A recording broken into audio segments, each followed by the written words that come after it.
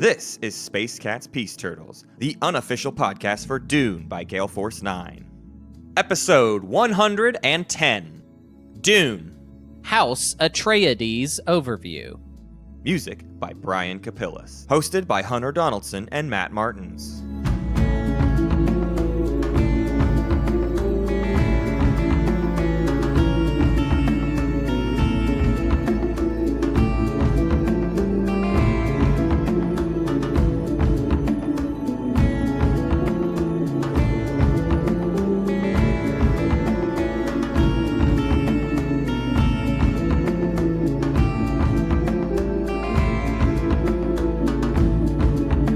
Serious show, serious podcast. Serious show. People come here because they want to hear strategy insights on the latest and greatest strategy games, and by that I mean two games. I mean two of the board games that exist. Two of the board games that exist. A lot of one, very little of the other. Dude, it's funny that we spent so much of the summer being like, oh, what's our next game going to be? It's such a big deal. Yeah. We're not even going to get to episode 3 before the end of the year. Yeah. Because we got so much Twilight Imperium stuff going on. But we finally got to it. We were finally here for the first proper, just kind of, not guide, because you said we can't say that word anymore. I don't like saying guide for these because it gives the wrong impression. Yeah, but it is a good introduction. Yeah, to it's an overview. Yeah, and I think House Atreides makes sense to start with thematically. Obviously, the main characters of Dune are the good guys that we're rooting for, are House Atreides. So you think they're good guys, huh? Somewhat. I mean, I think Duke Leto. Duke Leto is probably my favorite character, so I think I have kind of a bias. Yeah. In well, general. I think in the first book they're certainly good guys. It just that's where it takes its turn. Right. Well, no spoilers for the book. Oh, really? Are we no spoilers? No spoilers for the book. Every time you play Dune, you rewrite the book, so you don't have to worry about spoilers because you're making up the plot yourself. Yes, exactly. But I have an interesting thing I want to throw out at the beginning. Do you think that, like, as far as approachability is concerned, is Atreides like a good starter house, like a good starter faction? I personally like it a lot. So there's sort of an issue in. I'll compare it to this weird game, Twilight Imperium. Oh, why? Why? There's a faction. Why would you compare it to that? In Twilight Imperium called the Universities of Jolnar, and there's also the Yssaril tribes, and both of them get lots of tech or action cards based on who we're talking about, respectively. And some people are like, I don't like making those an early faction because then it's a lot of information overload. But I think it's an amazing introduction faction for people because it means you get to actually see stuff and learn more and more and more about the game. I think anybody who's digging into a game that's as dense as Twilight Imperium or Dune is like already fine. They're fine to read a bunch of text. It's not going to overwhelm them that much. They'll be okay. So for me, I like Atreides because now at the very least you get to see every single card rather than just like, oh shoot, a card just came out and I don't know the whole deck yet, but I definitely didn't know to plan for this thing. Atreides, you get to learn every card as it is bid on and then understand more of the game. So I think it is the perfect starter faction. If you have a group of 6 people and one of them is a brand new player, I feel like I would always suggest that they be the Atreides player so that they can just familiarize themselves with components. I like that, but I will say this to kind of make a distinction between House Atreides within Dune and then the Yssaril tribes and the Jolnar in Twilight Imperium. If you're not familiar with Twilight Imperium, in that game, these two factions we're talking about, they get a lot of stuff just in general, but they also have a lot of wiggle room, and that it feels like Jolnar and Yssaril can kind of make a lot of mistakes and not get super punished for it. With Yssaril, it's like, oh, you got all these cards. Oh, yeah, so you kind of wasted that one or used that one suboptimally. Not a big deal. Atreides, I do not feel have that level of wiggle room. Yeah. So while you might get a lot of valuable information to take into your next game of Dune, I do not think that it is super likely that you're going to do really awesome your first game. I agree with that. Yeah. Don't expect to necessarily win, but at the very least, you're going to actually learn the game more. An Emperor or a Spacing Guild is a more simple lead into the game where you're just like, okay, I've got all the money I need to do stuff and I'm going to be okay. Yeah. That's definitely not how it feels to play Atreides. Yeah. Totally. Money is an issue. Let's like get into it a little. Yeah, let's talk about it. Let's do some kind of just ability talk. The first thing, let's lead off with the basics of just like what you start the game with. And these are, I would call this the standard opening, even though there's only 6 factions and nothing is actually even really standard. This is what feels like a normal starting group of things, which is that you start with 10 forces on the board. You start on Errata, which means you have 10 in your reserves, and you start with 10 spice. So you're not lacking anywhere, right? Mm-hmm. You have the solid start. You got everything you could ask for. You don't have any weird, crazy special considerations. You're just like, I'm here and I'm ready to play this game. Yeah. I don't have to freak out. And if anything, too, 10 on the board is very good. You start with a lot. You don't have to spend very much to really get the ball rolling in these early rounds, right? You just start with playing on the board. Errata is an interesting position to be on the board. Carthag, I feel like, is a little bit better in terms of just like what you have access to. Maybe the that's distance. wrong. No, I agree. Yeah, the distance between Carthag. From Carthag, you can use. So we should talk about ornithopters. Yeah, because you are kind of unique in that you have one of the spaces on the board that has ornithopters locked down. And what ornithopters mean is that you can travel 3 spaces when you move. Everyone else can only travel 1. What's interesting about Carthag is that Carthag is less than or 3 spaces away from 2 of the other settlements that you need to take in order to win the game. So Carthag is a better position, but it is cool that you have access to ornithopters because the only 2 places you can get that is Carthag and Errata. Yeah, definitely. So I'm a big fan of the start, and it's kind of the first feather in the cap of the argument that you are kind of a maybe more aggressive faction, a strike while the iron is hot. I mean, for me personally, I'm coming from the mentality that Dune is a board game of opportunity over like long-term plans. It's very hard to like really plot out multiple rounds or have like a big growth in your faction. It's kind of just more about like, oh, this is the round I got to pull the trigger and do stuff. Here we go. Right. And so for Atreides, I think that moment happens early because you basically already start in that moment. You start with a good amount of stuff. Let's break down their leaders. You have a 1, a 2, a 4, a 5, and a 5, which ends up being essentially ranked the third of the leaders, right? They're third best in terms of sheer value of, numerical, what you can get out of battle from your leaders. So not bad, not in a bad position at all. Bene Gesserit obviously being ahead of you, and then Fremen is your next closest contender. Right. I will say this, I do kind of like the Harkonnen leader spread a little bit better because they get a 6. Right. So like, I would say this is a little more well-rounded, compared to some of the other factions, especially like Space and Guild. Yeah. The fact that you get 2 5s and a 4, that's solid. My argument too in favor of Atreides, I love having 2 5s. I think that's incredibly powerful because the thing about a Harkonnen is someone has that 6 as their trader. Right. Somebody somewhere has that 6 as your trader.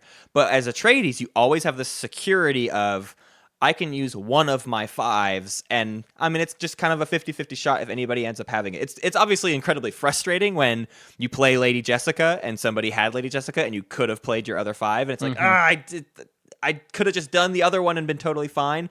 But at the very least, when you play as Harkonnen or when you play as Fremen, you go into every fight going, I really hope they don't have Stilgar or Feyd-Rautha or whatever. Like, you know that someone's going to be trying to hold on to that super, super powerful one. So I enjoy that slightly held back and 2 of the same number at the top. That's sort of like the whole power of Bene Gesserit. It's just like, it's 5 5s. Good luck predicting which one I'm bringing to this fight. You get a little bit of that element, and I think that you can use that to your advantage. Right. I would say that because we have 2 5s, I'm not too scared of attacking really just any of the factions besides Harkonnen. So you also have 2 free revival, which is another pretty decent thing, right? It's not 3, but it's not 1, so I feel pretty safe here as the Atreides. I just think in general, everything that we're getting with Atreides is you start with some power right at the beginning. I mean, it's thematic. You're kind of just been designated in charge of this planet, and you are given the tools to do so. Mm-hmm. So we're here, and we are ready to start striking, is my opinion. Right. You're able to get out there and actually do stuff. And we're going to start going over their actual faction abilities, and I think most of these abilities even more reinforce the idea that Atreides is about hitting early and hitting hard and winning before like round 5 or 6. Yeah. You're not a late game faction is what you're saying, basically. Yeah, definitely not. I mean, I don't even know how I call any faction a late game faction. I think every faction is just trying to achieve things, but obviously things like Fremen and Spacing Guild obviously kind of have an incentive to stall the game out, maybe, but even them, they're looking for earlier wins if they can manage it. All that is to say, let's keep looking at these specific abilities and how they maybe further apply to this idea that aggression is good. Mm-hmm. So all their abilities fall under this idea of limited prescience, right? We get to barely kind of see the future. Yeah, we're psychic. We're psychic, and we get that in 3 different ways, and all 3 of these different ways really factor into very different things. The first one, and the first one that will come up, is the bidding prescience, right? You get to see every card that is being bid on. You are the only player at the table that actually knows what it is you are what you're bidding on when you try to get a treachery card. Right. And not only that, but one of your abilities as Atreides is keeping a record of this information. Yeah. And you 100% should, and that is your superpower. That is like everything to you. Keeping that information sacred is very important because it is where all of your power comes from. I want to stress that like my favorite Dune rules are basically the ones that have to do with the transfer of information and how that is supposed to work. Yeah. And in the TTS community, a lot of those information rules can't really be respected, which is lame. But when you're playing Dune in real life, it is literally meant to be that no one can write anything down except for Atreides, and Atreides is encouraged to have a little notebook where you are jotting down all of the information so that if you're doing your job correctly, you basically know what cards every faction has bought, with some exceptions being mostly Harkonnen. Right. Yeah, and this whole thing means that you get to do a lot with that information. You are the controller of information. Nobody finds anything out unless it's in battle specifically or through you, which means there's an opportunity there for you to make some money. And it's kind of your only opportunity to make money, honestly. Now, I think some people harp on this too much. I think some people are like, yeah, Atreides should be selling information and stuff like that all the time. I think that is way easier said than done. Yeah. So I'm not going to sit here and like go crazy on the idea that you are always trying to sell information. I think if you have the kind of table that loves to play Dune that way and is very open to accepting money that way, yeah, you should always push for it. You should always be asking if people want to buy information. Mm-hmm. But I wouldn't sit there and hold up the game at all thinking anybody's going to definitely pay for information. What is the rules limitation that makes that so difficult? Because you put it really good when we were putting the episode together. So the whole idea is at a Dune table, you are required to have all discussion be public information. The whole advantage of having an alliance is now the alliance is allowed to keep secrets. You can go into the other room and have a little mini conversation, or you can text each other under the table. This is another one of those goofy meta rules Hunter was which just is like about. our favorite stuff. That's like all of the come on, all that's my jam. What we love.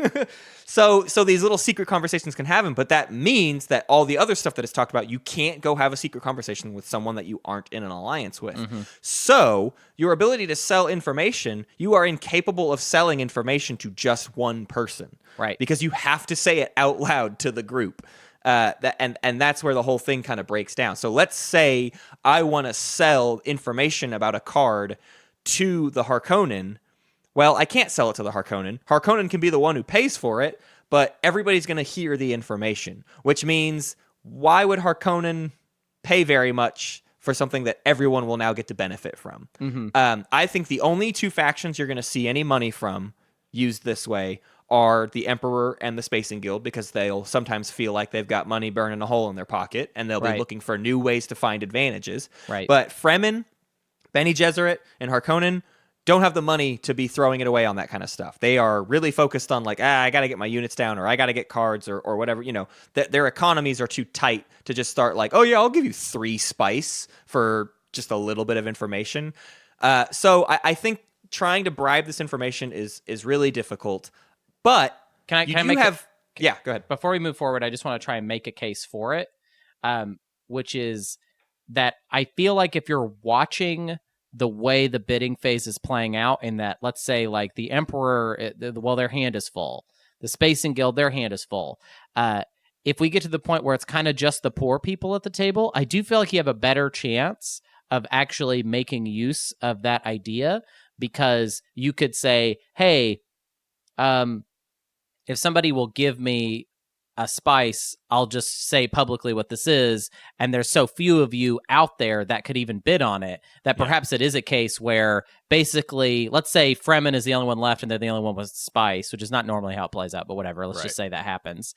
And then they want to buy a card, but they're one of the poor factions. They don't want to buy too many cards, so they really just need you to tell them, should I buy this or not? Right. Yeah. Right. So situations like that can happen. I don't want to make it sound like there's no potential in this idea, but I think it does require you to pay a lot of attention to everybody else's economy. Right. How many cards they have? Are they full up? Are they at a point where they just can't bid anymore because they've spent most of their money? That kind of stuff. If you take some of those variables out, it does start to make a little sense to me. Yeah, my feeling with bidding, though, is that it's kind of regimented a little bit, and it's pretty common, like what something is going to cost. And especially in those first 2 rounds of bidding, the idea that someone's going to come to you and be like, is this one worth buying?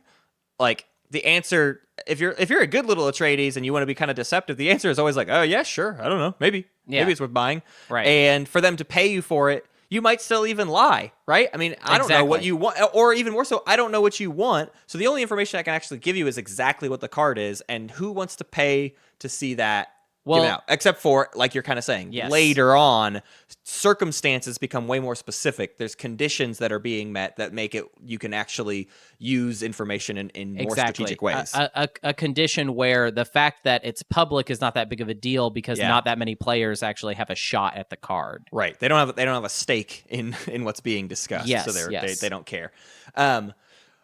So the other thing, though, is there's a timing opportunity for when this information is important. So you're not really bribing people during the bidding phase of like, hey, is this one worth buying? I'm thinking about buying it for 3, but now I have to also pay you 2 to buy it. People just are going to shy away from doing that. But when you can get people to buy information is, hey, I'm about to attack Harkonnen. Yeah. Can you tell me about any cards that I should be aware of to help me in that combat? Do they have a snooper? Do they have a shield? Whatever they've got, that kind of stuff might be important for me to know. And that's when you might be able to get people to pay for information. Right. Especially if they've already started to launch the attack and you can say, hey, buddy, I know what's in their hand and I think it might be useful to you. Now, the big thing for me would be I wouldn't try to trick people with this ability.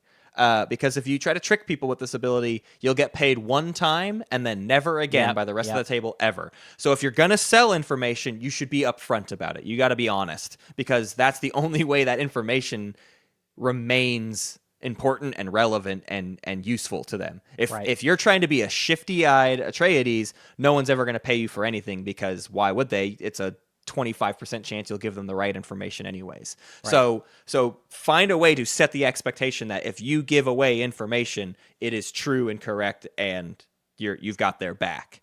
So all of that is to say then Atreides has to you got to work the table a lot. You got to really kind of be talking a lot and figuring out what people want to do and what might be useful to them and what, they're trying to avoid. And you need to have good notes, because knowing what other people have means you can know when it's important for someone to know that the other player has a snooper or something. If you know someone's going into a fight and they have 2 weapons and the other person only has 1 defense, they might pay a lot to know exactly what that defense is. Right. And you can leverage that in really specific attacks. Oh, I love that.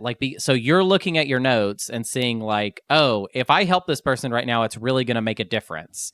But because of the good notes that you've taken, you can see like, they really want this information from me. Maybe they don't even know that they want it, but Right. there is a weakness here that they can exploit if they would just pay me. That I did not think of it like that, but if you're really mapping it out, you can see your opportunities almost even ahead of time. Like, hey, if so-and-so attacks so-and-so, that's going to be a time for me to try and intervene.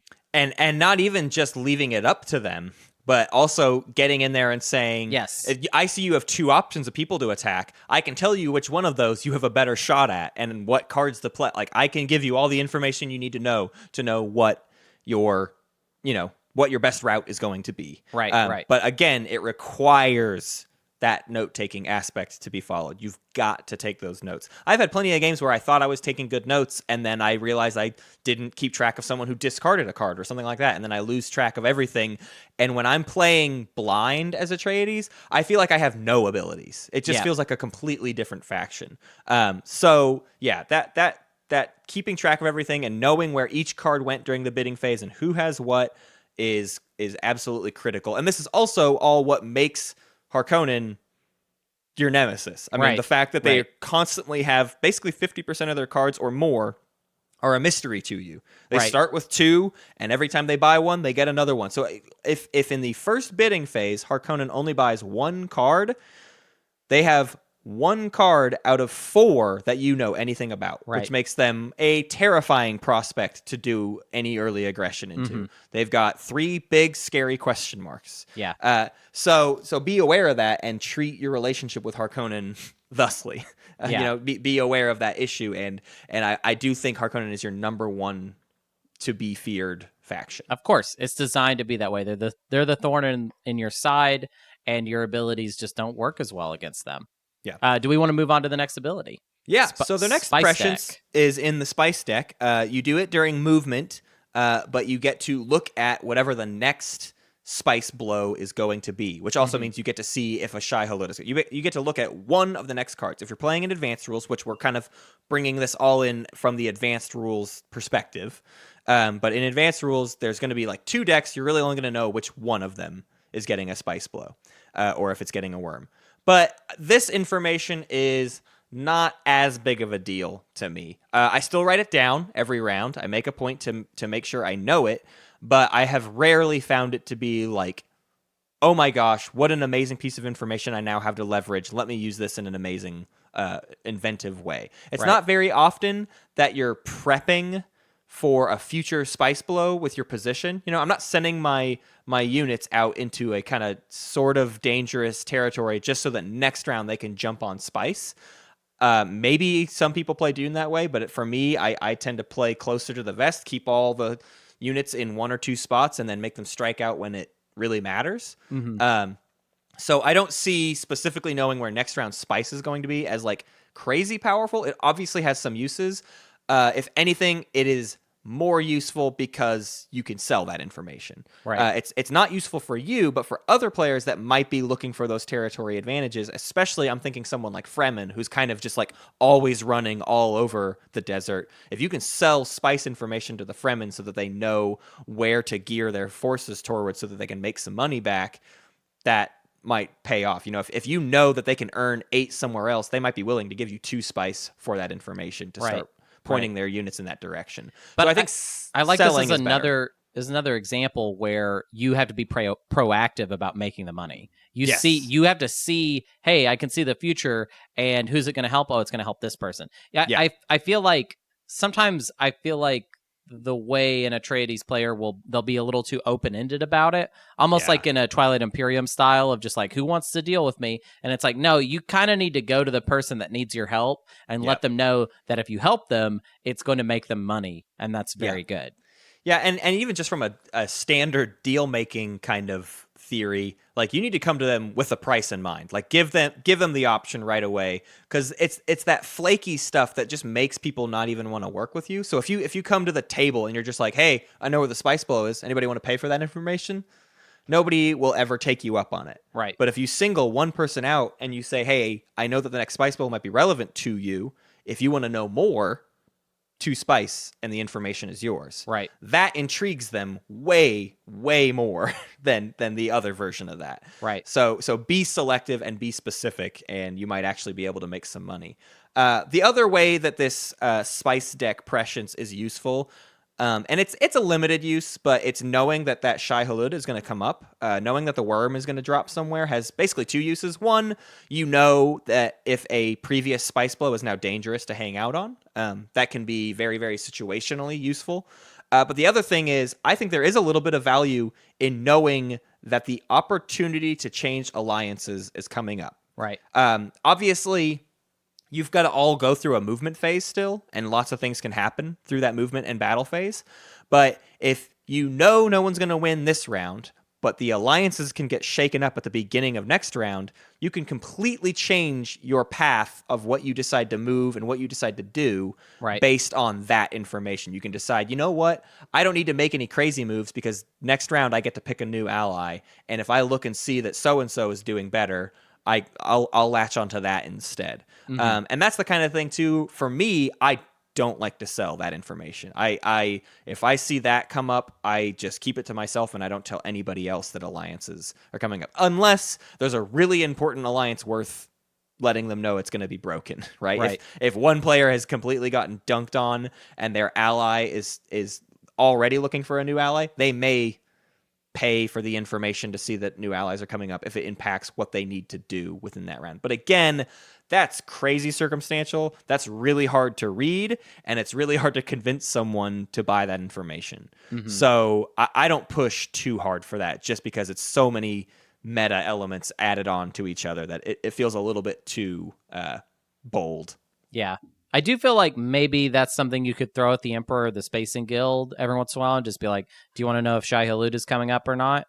And maybe get a spice out of that. Or are they just like, nah, most of the time? I feel like they're just, I mean, every game I've played in, those two immediately want to be allies, and they stick with each other through thick and thin. I don't think that's true in every game, but I've seen that multiple times now. The two of them just love making lots and lots of money and keeping everybody else poor. So if that's the relationship that's happening, I don't think you're going to waver that. I don't think you're going to change anything. Yeah. Now, if they're on thin ice with each other, yeah, maybe you could sneak in there. But I think generally speaking, the main thing with Shai Hulud is it comes up when it comes up, and that's when people actually decide to care about if they're going to change their alliances. Very rarely do people plan to change up their alliance. So it's just hard. It's hard to predict if that is on their mind. Right. Okay, that makes sense. So what else we got? We can see the future. What other futures can we see? So we got battle prescience, and this is maybe the biggest deal. If anything, it's where all of these abilities come to a head and where they gain their actual power. The reason that bidding prescience is useful is because of battle prescience. Right. The knowing what all the cards are is important because now in the battle we get to look at one aspect of another player's plan. And so we can look at their leader, we can look at the number they've dialed, or we can look at their attack or defense card. Right. And those weapon or defense cards are where the crux of our power comes into play. Because if we know that they have certain cards, we can use that information to either, if we know they have two weapons, we can ask them, which weapon are you going to play? If we know they only have one weapon, we don't have to ask about that, and it checks a thing off of our list of getting other kind of information. And the whole idea being, we get to go into a battle with almost perfect information and make a judgment call on what attacks we actually do. Everybody else is kind of, I hope this battle works. But Atreides goes into every battle being kind of like, this one I'm going to win. Oh, they attacked me. I'm going to lose this one, and I know that I'm going to lose it. You very rarely have a big question mark on your battles because of all of your battle prescience. The other thing here, though, is it is obviously better early. It's better early because the fewer cards everybody has, the more predictable their maneuvers become, and the more predicting one of their things or asking one of their bits of information helps you. Because if like I said, if you know they only have two defense cards and that's their whole hand, and you ask them which one you're going to play, you now have basically all the information in the thing. Or if you know they only have one card and you know it's not useful and you want to ask what number they're dialing, like, you can make this a perfect fight.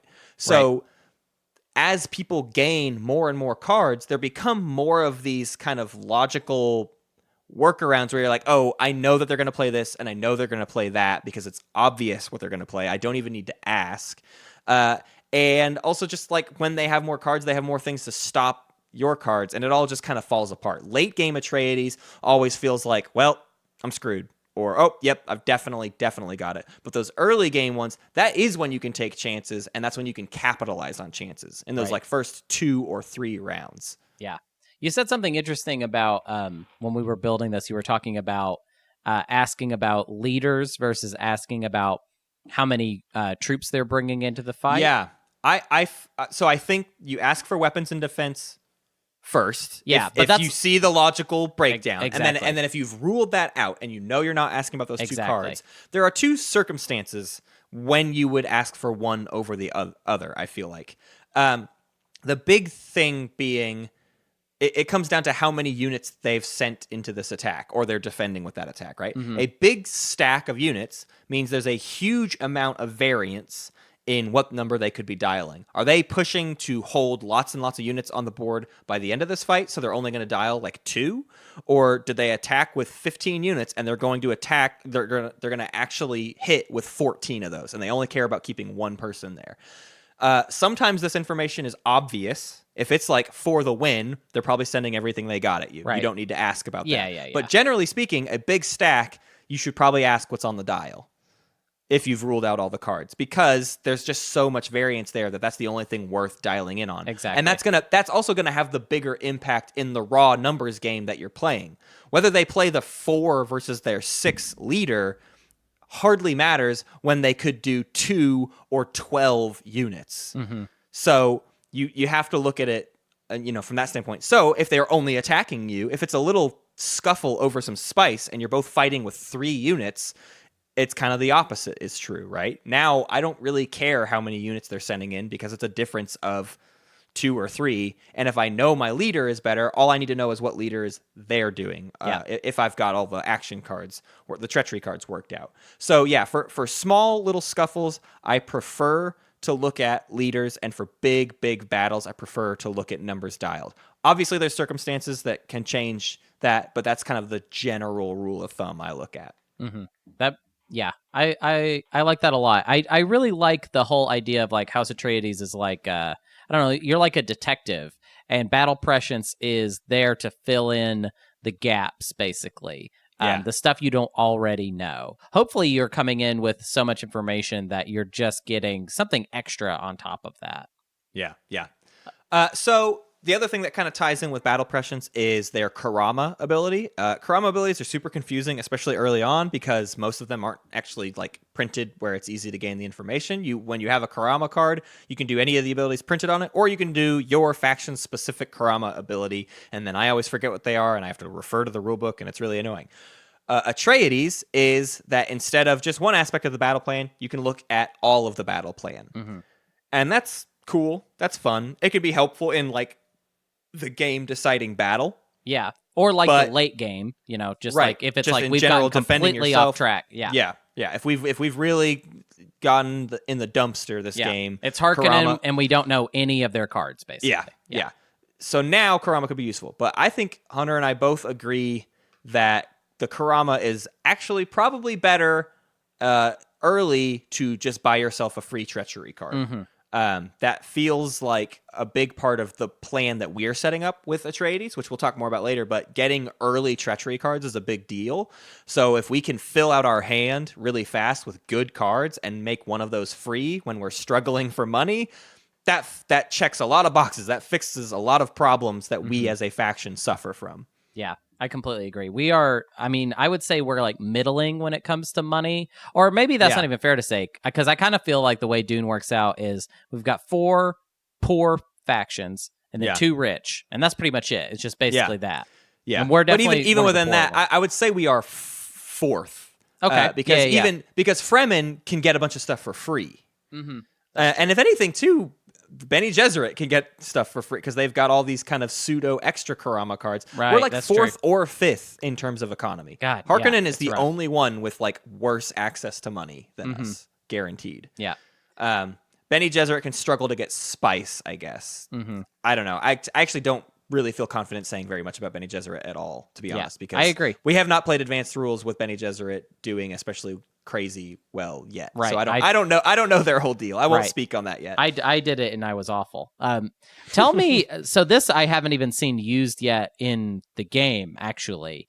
Tell me about the Kwisatz Haderach. The Kwisatz Haderach it's fine. I hate that everybody else in the advanced rules, almost every other faction feels like, oh man, pow! They really came online. Now all these things are crazy. Atreides in the base game just already feels like I've got all the tools. Yeah, it's cool. And then the advanced rules, you get this other little thing. Mm-hmm. That's more or less my take on the Kwisatz Haderach. The Kwisatz Haderach is a +2 that you can apply to your leaders or hero cards, which is a cool little thing. You can you can actually gain a +2 bonus off of just a hero card. Right. But it's just +2, and not that many battles are decided by 2. I mean, plenty are. Don't get me wrong, but it's not all the time that a battle is decided by just 2. Right. And there's plenty of ways to counteract this ability. Right. If you have to apply it to a leader, and if the leader gets killed, you've lost the ability anyways. You haven't literally lost it, but you've lost access to gaining the +2 in this combat. So it's a weird ability to use, but it does have its uses, and it at least keeps you going in the mid game. If you've pushed hard early and maybe it didn't 100% work out for you, this is a little bit of your fail-safe. This is how you keep alive in round 4 and 5. So that's what's nice about it. You have to have lost 7 units before it's even available to you. It's a weird caveat to the ability, and my first inclination is to say, okay, we need to like strike hard, lose 7 units, and get this ability right away. But the more I've played and thought about it, I actually pull away from that idea a little bit, because the +2 isn't that huge of a deal, and losing 7 units when we only have 2 free revivals per round and not a lot of money means those 7 units can actually be kind of difficult to get back on the board. So in most cases, I would probably actually rather have the 7 units. But what is nice about it is we have all these other excuses to strike early and strike hard, that it's just nice to have this in our back pocket. That's my relationship with the Kwisatz Haderach. Right. It makes your early game scuffles over spice a little bit of a safer bet. Yeah. There's something I'm going to get out of this, even if it goes poorly. Like, right. Yeah. So I'm scuffling over spice, but maybe I don't even get the spice. I lose them. But then that was the guy that gave me the Kwisatz Haderach. Right. The Kwisatz Haderach. The Kwisatz Haderach. So my goal, not goal, but I usually intend to have it by about round 3. Maybe end of round 3, I've unlocked it, right? If I get a couple of lucky spice blows and I can jump out there and I have to lose a couple units per battle, that's fine. And by round 3, I probably should have the Kwisatz Haderach unlocked. That's my guiding principle with how aggressive I should be as Atreides. I have a question about how the ability works. Do you have to have lost 7 at once, or just over the okay? So you could lose like 2 around. Yeah, you have a little token you keep track of, and you move it along the board. Every time you lose a unit, you move it back 1. If you revive that unit in the next round, you don't move your marker back down. It's awesome. just like once 7 people have died, I now have the Kwisatz Haderach. I like that. So it's kind of encouraging you to have little fights over things, to like swing a little, not swing like crazy. We're not trying to lose all 7 in one go. No,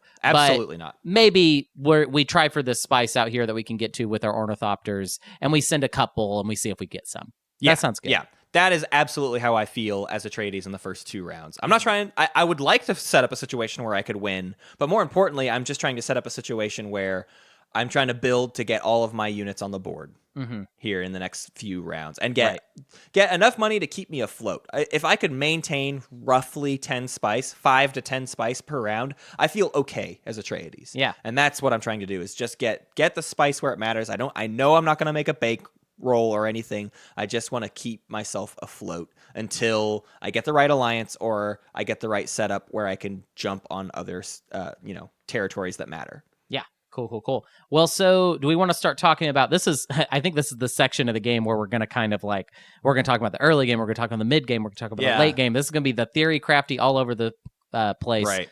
part, but we're going to talk about alliances now. What is our alliance ability? What are we doing that helps other players? Yeah. So the Atreides alliance ability is to let them use your battle prescience. So specifically the one where they can ask their opponent to reveal one part of their plan. Which is the best one, and more importantly, it's great that they have you there to do it because you can help tell them what cards they're up against so that they know what to ask for. Right. It's yes, they only gain the battle prescience, but that's not really all they gain because they are now ally with the information keeper. Yes. So they have technically access to all of that information. However, as the Atreides, I don't think you should be incredibly forthcoming with all of that information with your ally. Because this is Dune, and you can get backstabbed at any time. Another Shai Hulud can come up and completely destroy all of your plans, and your ally might abandon you.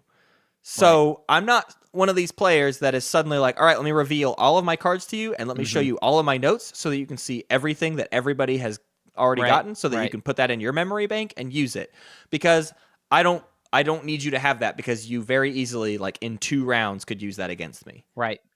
So is it maybe like a policy of, if you're my ally and I'm Atreides, I'm going to tell you things you need to know that would be good for you, but you don't get to know just random information about other players for no reason, basically. Yeah. Everybody else has to pay when the information is important. My ally doesn't need to pay when the information is important. Right. But they don't just get the information when it's not important. I like that policy. I think that's really solid. If you play with people too that like really stand off against this idea and are like, hey, we're supposed to be in lockstep, we're allies.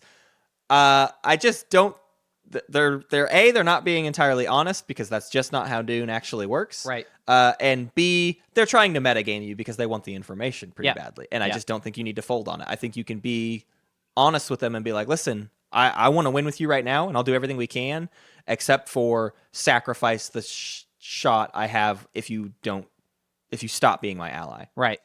Because you're like, your ability, I mean, battle prescience is cool. I'm not trying to down talk it, but I actually kind of like the information stuff a little more personally. Yeah. It's juicier on a meta level. Absolutely. So if you give up that information, what do I need you for anymore? You know what I mean? Exactly. I already got the info. Right. I could just, I can switch to the Spacing Guild next round and possibly win the entire game. Exactly. Atreides told me everything. Now we've got the money and power to do it. That's exactly your problem, is if you give up the information, now they don't need you, and they will definitely go to someone with money. Yeah. Those two you listed, Emperor or Spacing Guild, will absolutely be who they resort to. Yeah. Because you've given up your only resource, and it was a temporary resource. Yeah. So do we want to start breaking down each faction as far as like how we feel about you allying with them? Are they a good partner? Are they a bad partner? Does it make sense? We didn't want to like rank the allies. We don't want to say there's a best ally for Atreides because it's so circumstantial. It depends on the board state. It depends on what round you're in. There's just too many things that can come up and you just get stuck with people sometimes. Sometimes it's just like everybody else allied, and I mean, I'm not going to just try and do this by myself, so I guess me and you should try. I mean, I don't even know if that's really the most solid logic. I wonder if it does make sense in certain circumstances to be like, I'm just going to not ally, but I doubt it. I doubt it. I think some factions can get away with that. I don't think Atreides is one of those. Yeah. I think Fremen, Spacing Guild, Emperor can get away with just like, you know what? I'm going to try it for myself. I'm going to see where I get. But Atreides doesn't start with the ability to just like, it's just the money thing more than anything. It's getting units actually on the board can be kind of difficult for Atreides, and it doesn't matter how many cards you have. If everybody outnumbers you on the board and you can't afford to reinforce, you're gonna fall away. Yeah. So let's break down just if you do end up in an alliance with someone, what does that mean for your game? What does that change about your win state? Let's start with the kind of most basic one, which to me is Bene Gesserit. Yeah. Because you two kind of do the same thing. It's obviously not exactly the same, but you're both kind of utilizing information in an interesting way. The first game I ever played of Dune, I did a Bene Gesserit Atreides alliance, and I thought it would be really cool. And we ended up just like never needing to do it. Like it was like that's too much information to gain, right? I can ask for one thing and dictate you do another thing, and it was like, okay, that's cool, but neither of us can afford anything. So actually, this is useless because we have no units on the table. So I think this isn't one you're really even looking for. Yeah. Yeah, I feel like you're kind of plugging the same hole, basically. It's just kind of like, oh, well, we're trying to win battles through information. And Bene Gesserit is like, yeah, I can just order them. If you tell me what they've got, I can just order them to play it, which that's cool. I mean, there's not nothing to that. Right. It just feels a little like I wouldn't want to get stuck with it. I would want to have somebody that's actually going to be able to help me accomplish some other goals besides just winning fights through information. Yeah, but let's talk about maybe some of the advantages that Bene Gesserit being your ally has. First off, well, we've talked about this whole card economy thing, and the Bene Gesserit's ability is to use worthless cards as though they are Kurama cards, which they can, in turn, basically use to buy free cards. Mm-hmm. So you can, with a Bene Gesserit ally, the two of you really get a lockdown on all of the best cards. You can find ways to accomplish quite a lot. That's a great idea. If you get really strategic with it, if you make a point to okay, Bene Gesserit, a worthless card is coming up, you're going to want to buy that.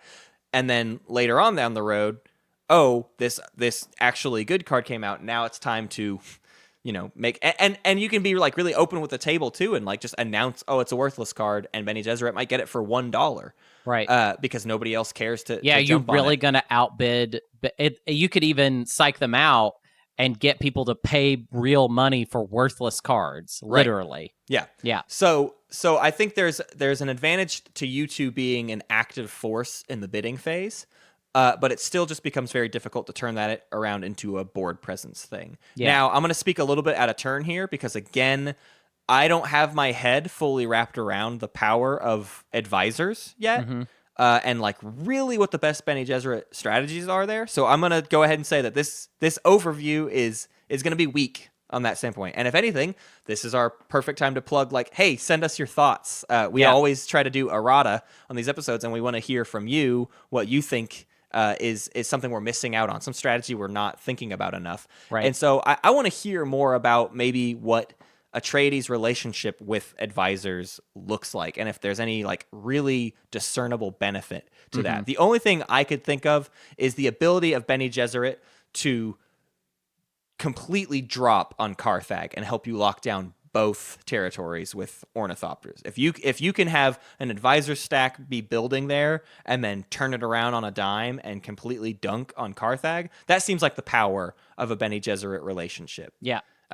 Or anywhere for that matter. I call out Carthag specifically because it always feels like your weak point. It always feels like you're looking for an opportunity to jump on Carthag, and it's hard for it to come up. And Bene Gesserit could push that for you. I mean, I've only had the one Bene Gesserit game, but I do feel like maybe that has some validity. Except for maybe I would throw in the caveat that it's more like you're just holding Carthag accountable. Yeah. The idea, it takes so long to build up an advisor stack with Bene Gesserit. Yeah. But if there is one there, it means that depending on how the turn order stuff works out, I could, for a lot of the game, be just kind of hey, if you leave Carthag, we're doing this. You know what I mean? And that maybe would make Harkonnen think twice about trying to make really aggressive moves, especially in the mid game. Early game, it's going to take so long to even get them all set up. And I guess that's kind of the argument then is Bene Gesserit is more your late game ally. You're not gonna if a Shai Hulud happens in round 2, you're not looking to ally up with Bene Gesserit. The two of you don't have anything to offer each other yet. But if it's round 6. And you've been falling on some rough times, but you're still you've got Arakeen locked down, but not much else. And Bene Gesserit has a stack somewhere, just some stack of advisors. They could be a great ally to jump in with. But you got to look for those opportunities. So, yeah, a very, very specific circumstantial ally. Yeah. Let's talk about Harkonnen, because they're a super, super weird one. I don't love it. Yeah. But mostly because the two of you... Well, first off, I just hate the Harkonnen alliance powers. I don't think it's very useful. I don't even remember what it is. What is it? The Harkonnen's trader cards can be used against your allies' opponents. Oh, so I see. You have access to 5 traders instead of 1. Right. But you don't even necessarily get to know what they are. It's just and if I'm the Harkonnen, I don't really want to tell you. Yeah. Unless it obviously is very specifically coming up. Unless it's game winning, it's exactly. The same, So Harkonnen, I think in general, already just has difficulty getting allies because their ability isn't useful. But the advantage to being an ally with Harkonnen is it cuts off your number one weakness, which is that Harkonnen has a bunch of cards you don't know. They're the only one who actually gets to keep mysteries from you. And so it's kind of a defensive play to be allied up with Harkonnen. Yeah. Let's say Space and Guild and Emperor have already allied up, and either Fremen and Bene Gesserit don't want to do it, or they're allying with each other. Harkonnen's your last option.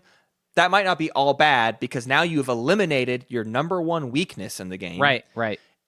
And you have opened up you've opened up that territorial advantage. You two both have stacks sitting there on the kind of most important territories in the game. You two holding those could give you the opportunity to then launch out at just one other territory apiece, and you can keep your stuff on lockdown and gain your win that way. I see that even being useful early, since you both start with stacks of 10. Like, you really, really could make an early grab for something and have plenty of information and lots of traders ready to take out any attack. You don't need big stacks to win the fights because you have so many tools in your arsenal. So I'd be keeping an eye out for that. If Harkonnen has a good hand of traders and you get a good hand of cards really quickly, you could actually accomplish quite a lot. Yeah. What do you think? I mean, I hate to kind of bind you to this like kind of blanket statement, but which one do you think is worse, Bene Gesserit or Harkonnen?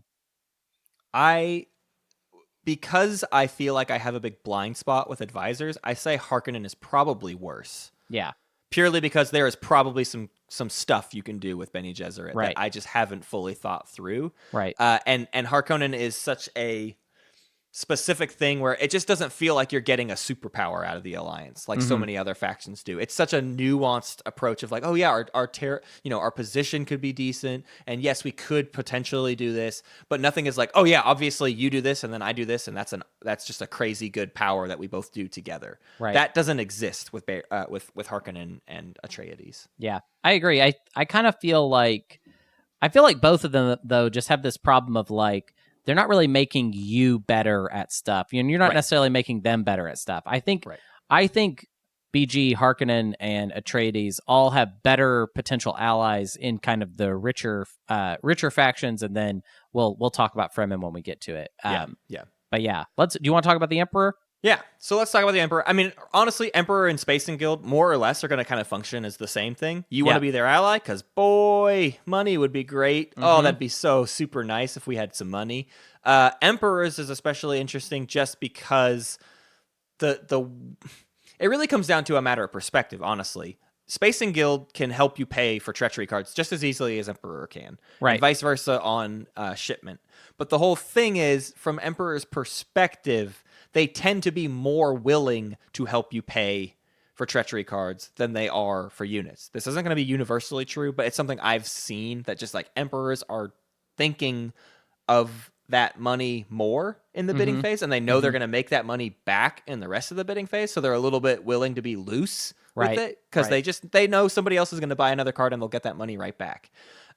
So you get more advantages on treachery cards. I'm especially interested in an Emperor alliance first up. This is probably my first pick if it's like a round 2 or 3 Shai-Hulud, right? If we are jumping right into alliances at the beginning of the game, the only thing I really need to accomplish is getting my treachery hand awesome and having the money ready to dump units on the table. Right. So I'm a big fan of asking for the Emperor thing if it comes up very, very early. They also will help you recover your losses if you're trying to have a lot of little skirmishes to get Kwisatz Haderach. Absolutely. Because their alliance ability is that they can buy you 3 more, right? Yep. They can buy you 3 more units out of the tanks. Yeah. So you could get a total of 6 out, which means exactly like you're saying, Hunter. You could go kind of crazy as an Atreides with an Emperor alliance and like guarantee yourself a lot more spice if it means you can get more of your units back later. There's obviously always a balance of like how many units are you spending to get spice just to get that money back where you could have spent it elsewhere. Chasing spice is a little weird, but even more importantly, though, making an attempt on an important territory, failing, but then being able to come back immediately next round has a lot of value. You can make a second attempt at the win. Oh, we didn't get it this round. We might get it next round, though. Emperor is the one you can actually accomplish that with. Yeah, I totally agree. I do want to ask, do we want to try and clarify the rules confusion around the Emperor's Alliance ability. Yeah. Even though Yeah, we might end up being wrong in the long run, I don't think we are. No. But I think this is part of our duty. Yeah.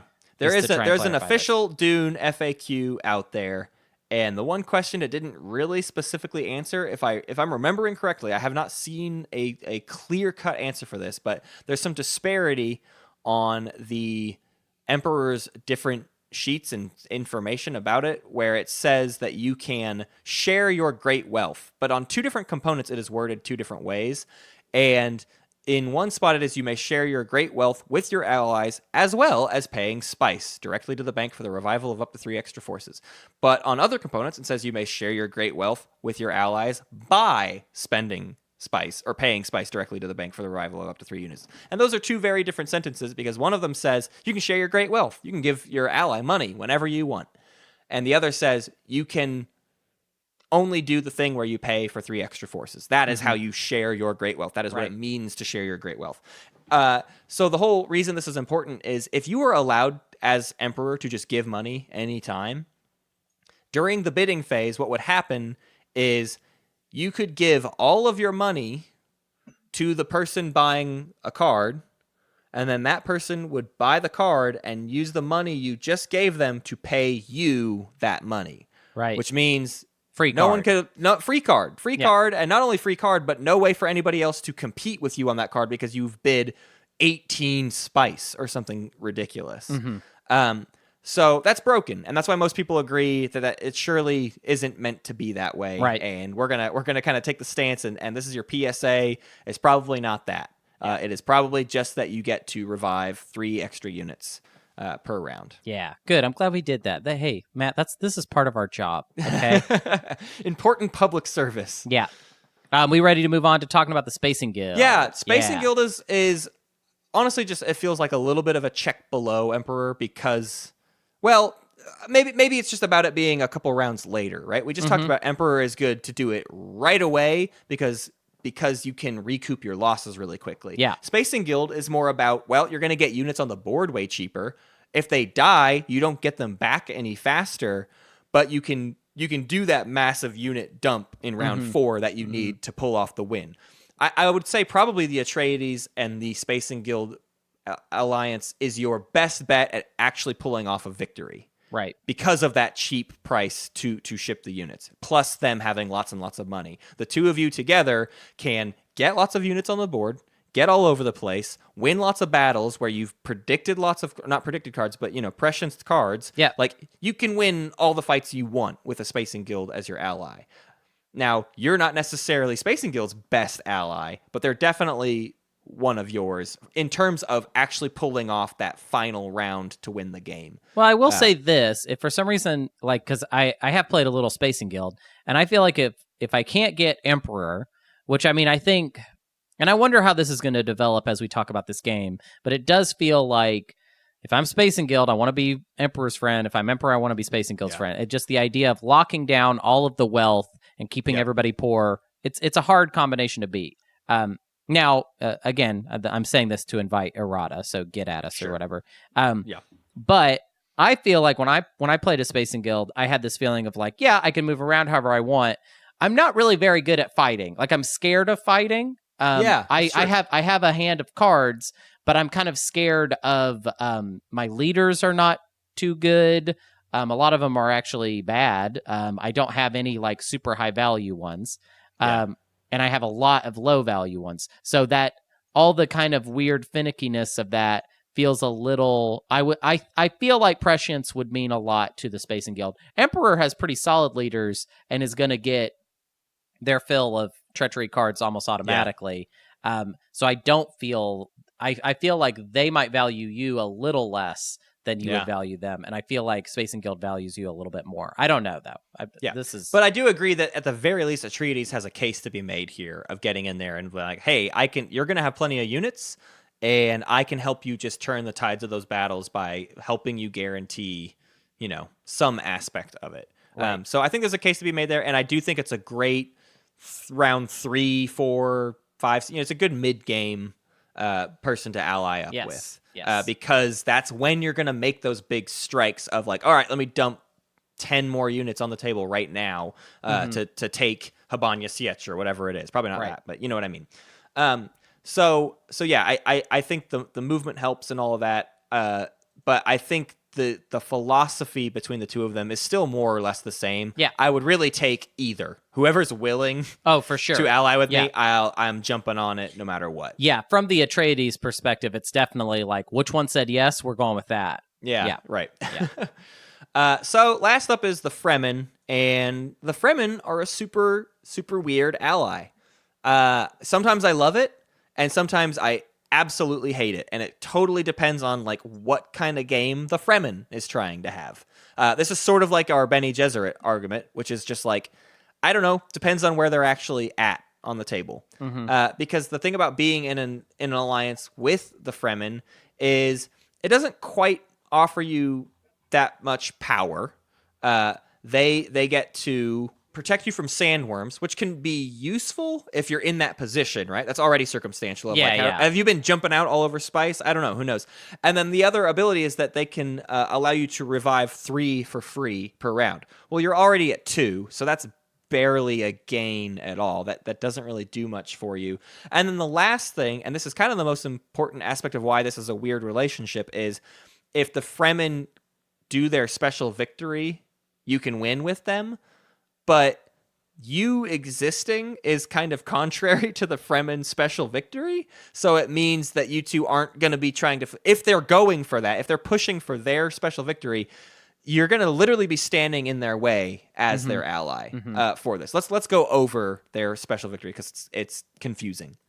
If no other faction has won by the end of the last turn, and if you or no one occupies Sietch Tabr and Habanya Sietch, which those are the two on the left side of the map, right? Our westernmost territories, and neither Harkonnen, Atreides, nor Emperor occupies Tuax Sietch, your plans to alter Dune have succeeded, and you and any allies win the game. Well, you're specifically called out for Tuax Sietch, and you or no one can be in the other two. So that's 3 territories you are not allowed to exist in, right, to help them win the game. What are you doing for that alliance if not helping block people from taking territories, right? That's the entire point of having a stalled out victory is, hey, we kept everybody else from accomplishing things.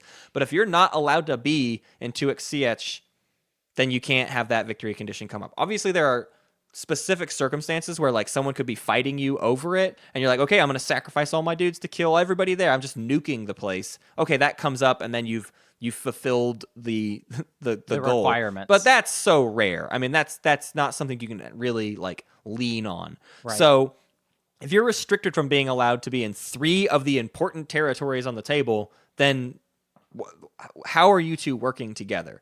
So no, it comes more about what Fremen's active presence on the board. That's the only thing that matters. If they... I had a game where we had a Fremen that was starting slow. They were spread out. They were kind of keeping their options open, right? They just wanted to be able to, at any time, have about 4 units to go send at Spice, wherever it might pop up. And they were just playing the whole table because they knew, at the end of the day, they could rely on their end game scenario and just see how it went.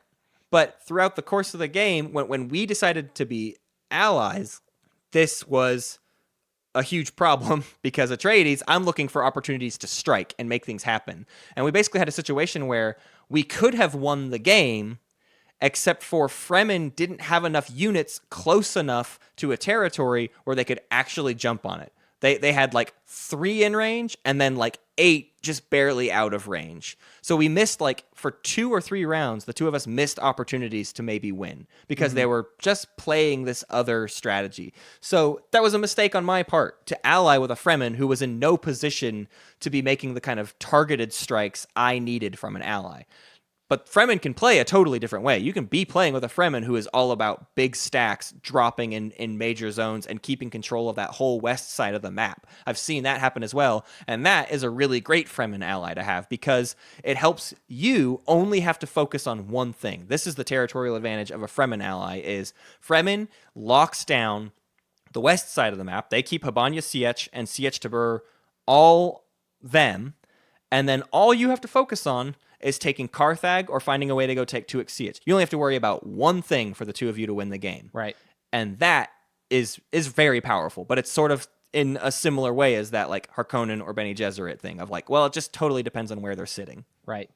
Yeah, it's more of a positional circumstantial type of alliance, which you're not really going to be able to like foresee that automatically. Right. What do you so I'm not sure though that I understand what you feel like makes them possibly your best. It does feel like depending on the situation they might be as good as anybody else, but what kind of makes them exceed that of just being like a solid alliance option? The reason they can be great is if let's say it's round 6 and they have been spending all game just dumping people, or maybe just like last round they dumped a bunch of people into like Habanya Erg, the Greater Flat, something near there, and they took Sietch Tabur and they took Habanya Sietch and they have 10 units on both.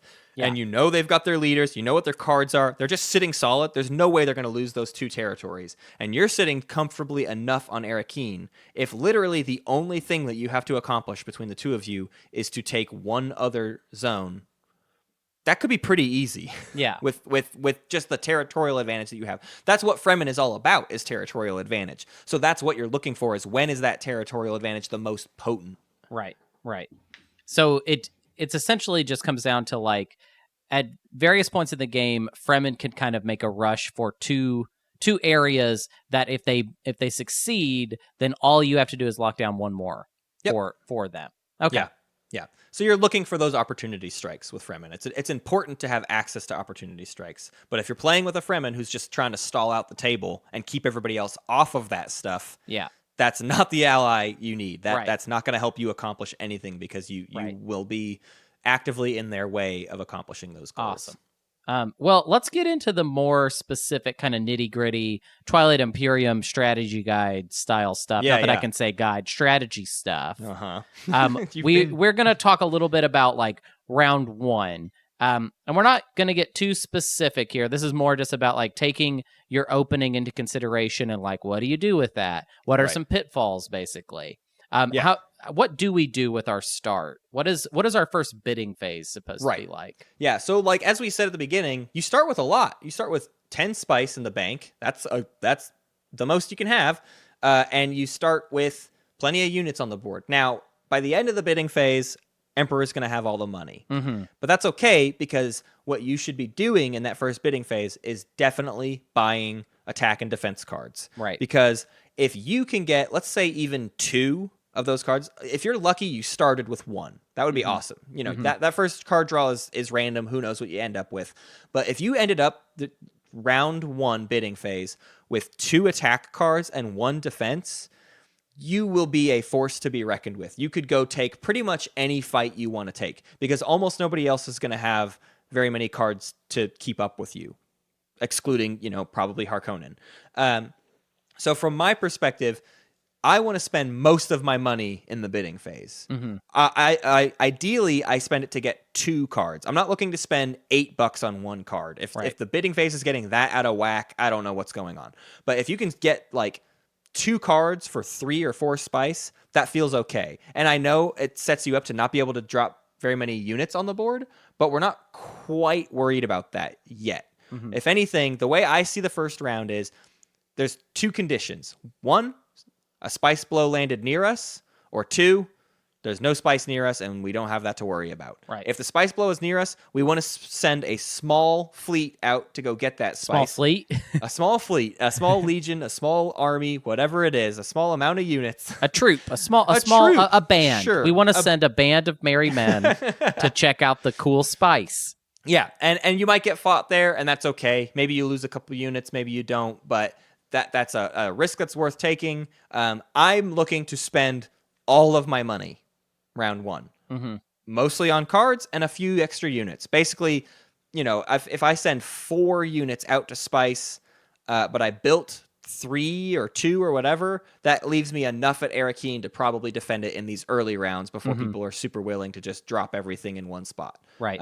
That's kind of a rarity, I feel like. The Emperor's like round 1, like, yeah, I'm going to take Arrakeen right now. Here we go. Let's do it. That's a little too brash. And also I feel like we need the cards because we need to make sure that hey, if you come at me, I know some of what you have, and I have cards myself, so you can't just come. Right. Yeah, you can't just come use your best leader to try and defeat me right now. We're looking for defense and offense through cards first. We'll get the units later. Yeah. Yeah. So yeah, I think you do get aggressive if the opportunities are there. If there's no spice near you and nobody else is making like crazy moves on territories that shake up the dynamic where it's like, oh, actually, this is a good time to strike here, then you don't. You just add a couple of units to Arrakeen and move on to round 2. Don't worry about it. Right. Well, let's talk about some pitfalls. What's some stuff to look out for that is potentially dangerous when we're beginning, when we're in that early game? Yeah, Atreides. I think this applies especially to early game, but maybe all game. Harkonnen or the Emperor being after us in turn order is always scary. Emperor probably more so because they're going to have enough money to kind of drop wherever they want, and they don't start on the board, so it's kind of always a question mark of like, where does Emperor decide to go?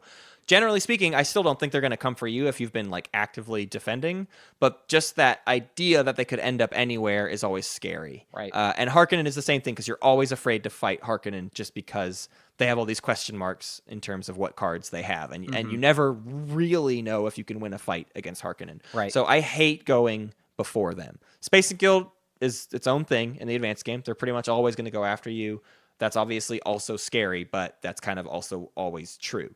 So for me, I'm looking for rounds where I'm going after either one or even both of those factions, and that is now, I need to see if I can make some stuff happen this round. I need to see if this is the round where I can pull off some major gains, because if I'm in a position to do so, the timing of all of our turn order means I should go ahead and do that.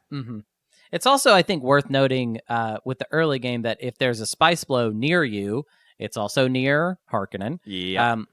So if we're going, whoever essentially makes the first move for that spice blow is going to get to see what the other person does and decide how many troops they want to now commit to it. Yeah. So they get to kind of see a little more of the math before you do, which is scary. And I would say in that situation, if I got to move before Harkonnen and Harkonnen can get there too for the spice blow, I'm maybe a little too scared to do it. I gotta be honest. Because no, it's like, I agree. Yeah, he's got cards that I don't know about, and that I don't know. That's going to be kind of rough. Well, and especially it's telling if they are that bold to challenge you on. If you know that they're going to like it, it's just scary to have that prospect, because if they don't do the attack, then it sounds like, they're not very confident in their cards and they don't think they could send enough. If they do the attack, you're probably already screwed. Your days are numbered. So going first and having to launch that attack is already a scary prospect. But if they instead launch the attack and they send 5 units to the spice, that can maybe be a little bit telling about how confident they feel in their ability to stop you in the fight, and it can help you decide what you do with your units. Right. And also, I just feel like this emphasizes how important it is to hit the ground running in that first bidding phase and not hold back. We want some cards because we are, in all likelihood, we are going to have a reason to risk a little bit in this early round against Harkonnen, and we just need as many options as we have available to us. We're going to get to use battle prescience, obviously, against Harkonnen, so we can use that to kill Harkonnen's leader, and then hopefully win the fight. But we have to be careful. The biggest thing too with these early gains that we're trying to make is, okay, not only are we taking advantage of the idea that we have more information about the cards, which means we can do more in battle. And so we want to strike early before everybody has 4 cards, right? That's when it sucks to be Atreides. Everybody's got 4 cards, and you can look at any fight and go, well, I know how this is going to turn out based on all the cards. Like, my powers are now useless. But when people only have like 1 or 2 cards in their hand, your powers actually have some use. You can do stuff with that. And the other big reason you want to do this early is if that advantage is in your ability to kill leaders, that only improves all of your other powers, right? If I kill Baron Harkonnen, if I kill the 4 of Harkonnen or the 3 or 5 of some other faction, if I kill their middling things early, it gives me more assurances later. Or if I kill Stilgar round 1, I don't have to worry about Stilgar all game. I've got the 7 of Fremen out of the way. Right. That only makes my later attacks more powerful because I've taken powerful leaders off the table. So if you take these kind of bold maneuvers early with really good attack action cards, when you know your opponent doesn't have a defense against it, you can make your Kwisatz Haderach more powerful, right? The +2 out of your leader can boost you ahead of anybody else's leaders in that situation. You can make all of your mid-game attacks more powerful by just killing leaders. There's a little bit, I'm not saying go around and just hunt for killing leaders, but there is a little bit of that element to it of like, don't be afraid of the fights, because if you kill a leader out of it, even if you lose the fight, you killed a leader, that's something you don't have to fight later on down the road. Yeah. I mean, I feel like the more and more we talk about this, the more and more it sounds like that first round bidding phase is absolutely critical. Like we have to make sure that we get some solid cards, basically. Yeah, absolutely. Yeah. Or even if you're not gonna, if the cards don't come up, right? Let's just say it's a really bad round of cards.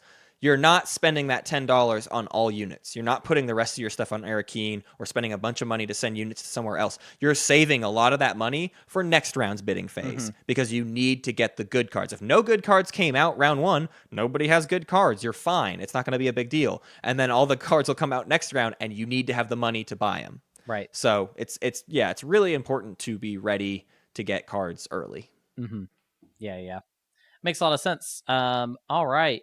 Is there anything we want to throw in here at the end? What is our kind of summation of playing Atreides? How are we going to win? How are we going to close this deal? I think the big idea is our win condition is to win early and before everybody has the tools to stop you, because people will gain the tools to stop you. This is different than like Emperor or Spacing Guild, where you can win a war of attrition. Yes. Against players when you are one of those factions. I love that point. You cannot win the war of attrition as Atreides. You just won't. You will get timed out. You will lose units. You won't be gaining them back quickly enough. People will be getting the cards that they need to deal with you, and your prescience won't matter anymore. So your victories mostly need to come early when all of your advantages are even still present. Yeah. Or prescient. Your advantages are more prescient. I mean, that's not the correct use of that word, but I still thought it was fun to say. Still fun to say. All right. That was awesome. I actually really loved talking about not Twilight Imperium for a minute. Even though I would say at this point, what's interesting is I have like little bits of knowledge from certain seats, but I really don't know that much about Atreides at this point. So I was really like co-piloting here with you, but I really like what you've kind of spelled out thus far. And I do want to emphasize, if anybody is getting through this whole thing and being like, oh man, what they like, this isn't like everything I need to know. It's like, yeah, because we don't know everything yet. And this is definitely like, let's get some errata. Let's get some thoughts. So yeah, if you disagree with any of the things that we're saying, just as always, just honk at us from your car or whatever, and we'll take down your note and we'll talk about it. So while we're talking about that, we've got some long-standing errata from the last time we did a Dune episode, which was our Learn to Learn, and we've really only got one big thing that we pretty much missed the boat on. I think we went into that one with a lot of things we were trying to accomplish. And one of those things was like giving a super, super basic overview of how we felt about all the factions. And I think it was a little early for us to really be making any call on the factions. Again, we were just talking about the basic game. We're not talking about advanced rules or anything like that. But multiple people had comments on what we had to say about the Fremen. Yes. Which with Fremen, we tried to propose this thing of like, be a tortoise, like don't drop I think we just seen too many games where they dropped all of their units on the board round 1 and then didn't do smart moves with them and never found their footing. And we saw that fail a couple times with newer players that we wanted to propose you being way slower and wait out the table. Yeah.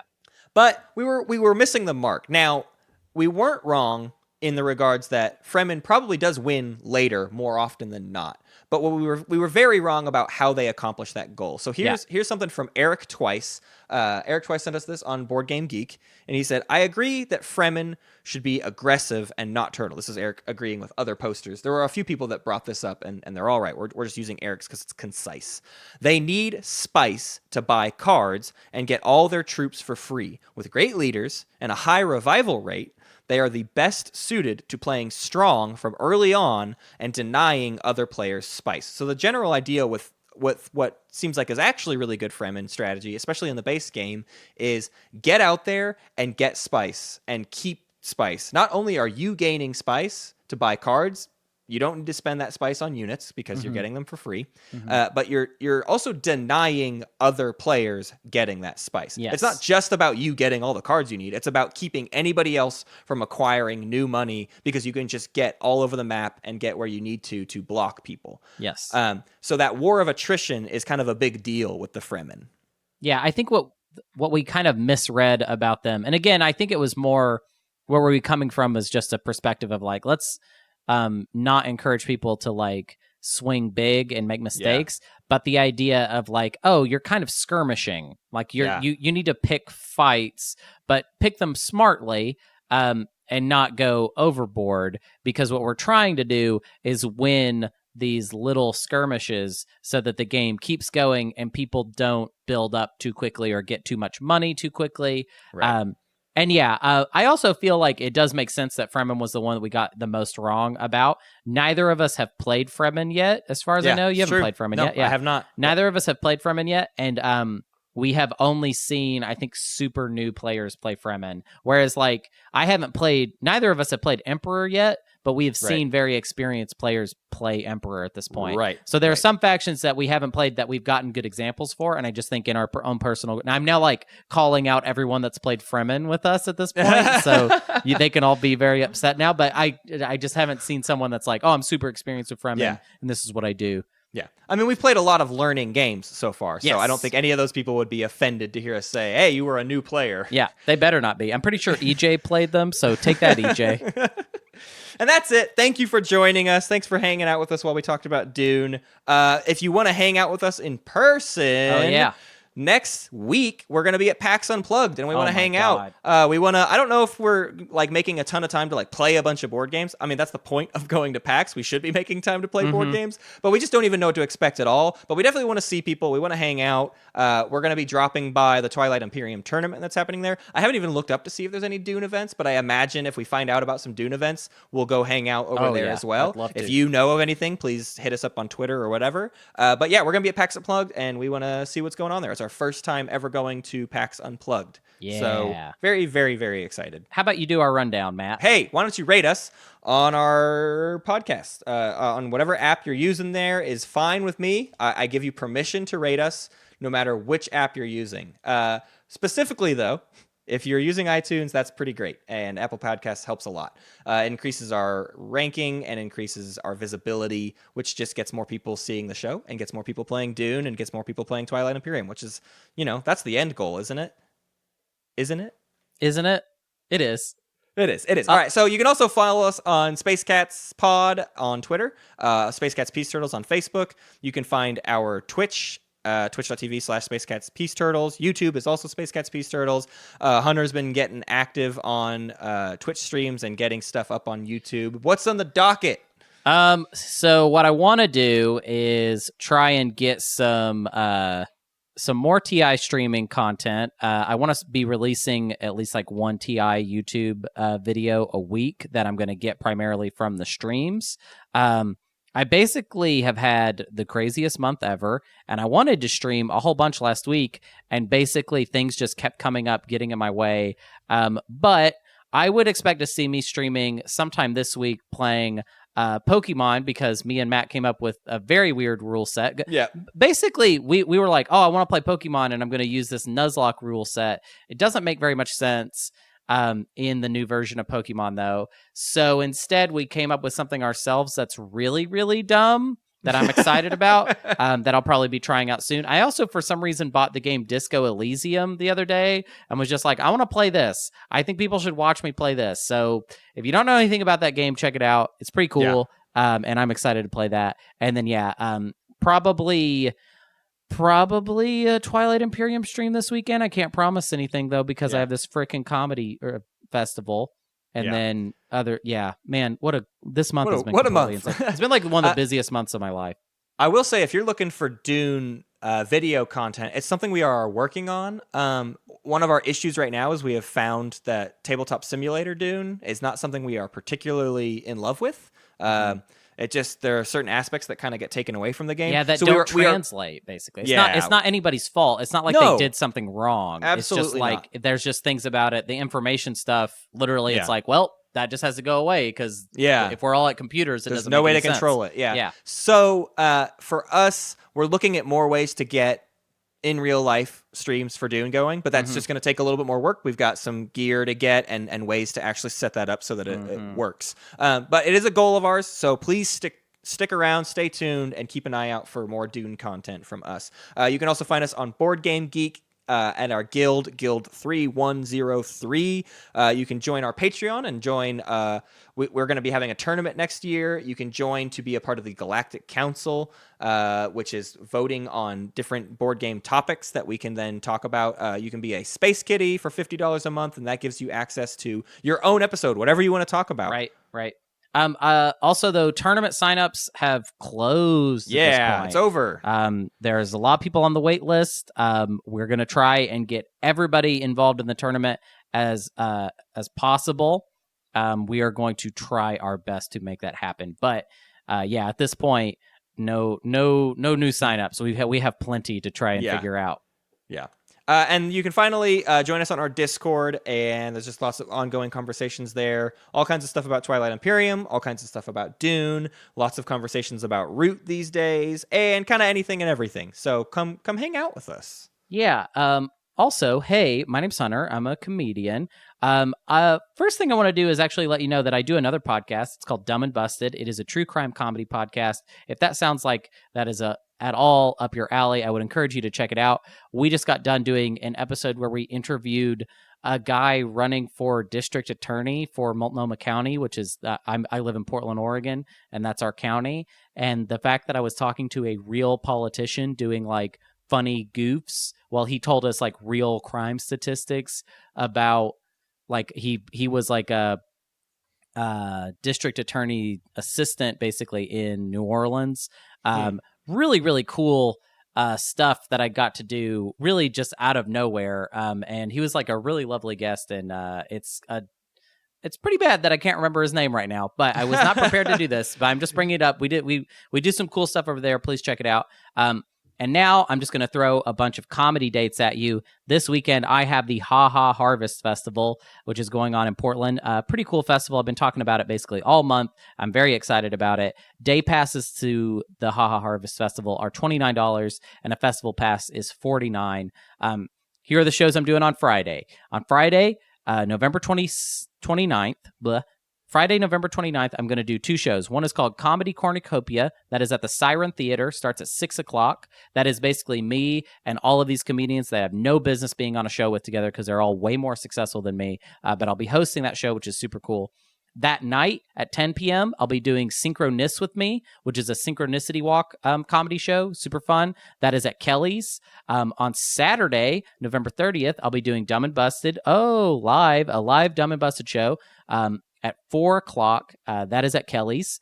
And then later that night, I'll be doing Spec Script, also at Kelly's. That starts at 8:30.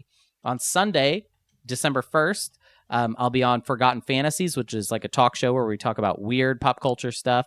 That is at Kelly's Olympian, and that starts at 8 o'clock p.m. Sunday, December 1st, 8 o'clock p.m. And then I have something to announce that is a very, very big deal to me. And technically, I'm announcing this a day early. Don't tell anyone until tomorrow. Yeah, please don't. Listening. Please don't tell any. Please don't. Don't post it on Facebook or anything until tomorrow. And tomorrow, the story is actually going to come out. But the way things were, the way it was all going to work out was I wasn't actually going to get to talk about this on the show before things really happened. So I got selected to be. In the Willamette Week, which is a Portland newspaper, every year they do a poll, an industry poll, where they pick the top 5 comedians in Portland, and I was selected this year. I am number 4. which is exciting, but it is funny because somebody already got mad and said that I don't deserve that, which means that I got 4th place at a competition, and somebody was like, yeah, I don't think you deserved 4th place. And it's like, dude, it's 4th place. Calm down. But yeah, I am super honored, and it's like really crazy good. Even to get 4th place is like a huge deal. And so one of the prizes for getting this is there's going to be an article that you're going to get to read about me tomorrow, which I hope is not horrible. I have no idea. I'm not writing it, but it is a little scary to have somebody write a story about you. But the biggest part of it is that on December 3rd, at Revolution Hall, which is an 800-seat venue, I will be performing at a showcase of the Willamette Week Funniest Five. The show costs $15, and I think it's plus a little bit for a service fee. The doors are at 6 p.m., and the show is at 7. If you're interested at all in seeing me perform in a context that I have no right to be in and that I am so crazy honored to, I cannot believe this is happening. It is like the biggest thing that's ever happened to me in comedy. I hope I don't cry. But it sold out last year. Please, if you have any interest in seeing me do comedy and you're in Portland for it, this is the one. This has been the one since we started. This would be the one to see. $15, see me perform in front of 800 people and basically freak out. Really crazy, super nuts.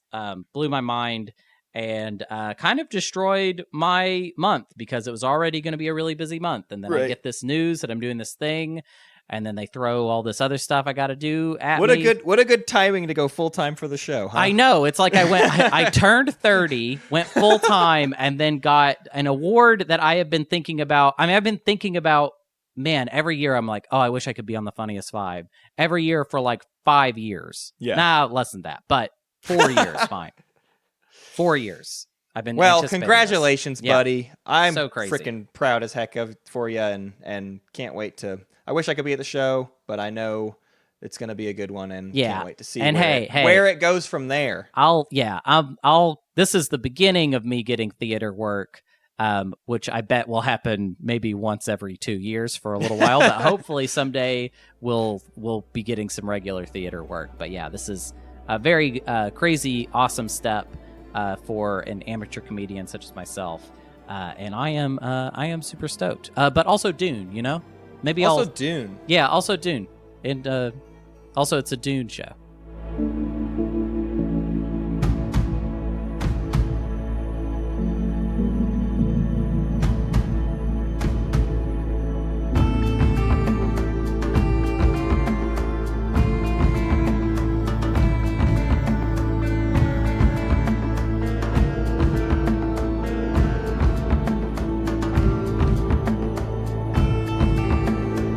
Thanks for listening to Space Cat's Peace Turtles, and thanks to Brian Capillas for the use of his music. You can find more at wanderinglake.bandcamp.com. The spice must flow.